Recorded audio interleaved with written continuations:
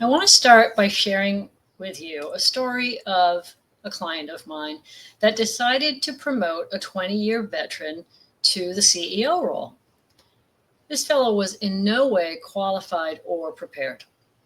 And I am not saying that to disparage him. He told me that himself. He said, and I quote, "I don't know what a CEO does."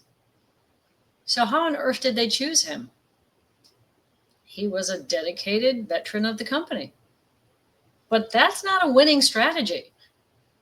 So, if you're not rewarding people for loyalty, what are you looking for in a senior leader or a future senior leader?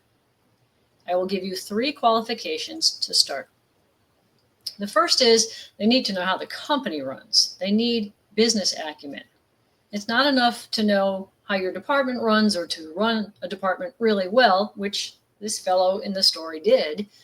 They need to know globally about finance, operations, customers, competitors, the market. And they shouldn't be telling you how things are working now. They should have some vision for the future. So, for instance, if I were interviewing someone for a COO role, I would ask them, what do you see in our operations now that you think could be eliminated or streamlined or outsourced? What's your vision for making the operations of the organization better? Secondly, they need leadership and people skills. Do they have a penchant for developing others?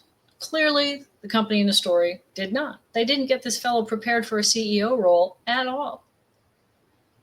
You want somebody who sees it as their responsibility to build the next generation of leaders. They mentor employees, they delegate in order to grow their employees' skills. Even, dare I say, they promote people outside of their department to give them more opportunities. Do they have influence? Are they a do it because I say so kind of boss? Or do people really want to follow this leader? And you want them to have emotional intelligence. They should be thoughtful and poised and have the trust of their peers. And then thirdly, you want them to have communication skills. Falling under that category would be executive presence. How do they represent the company? Are they credible to boards, clients, external partners? They should have internal communication skills. Can they communicate the vision and the goals of the organization so everybody is on the same page? And are they good with giving and receiving feedback? Because senior leaders get a lot of feedback and it's not all positive, right? So do not promote someone internally because they're good at what they do or because they've been with the company a long time. Those two things do not in any way qualify them to lead the organization. Good luck to you.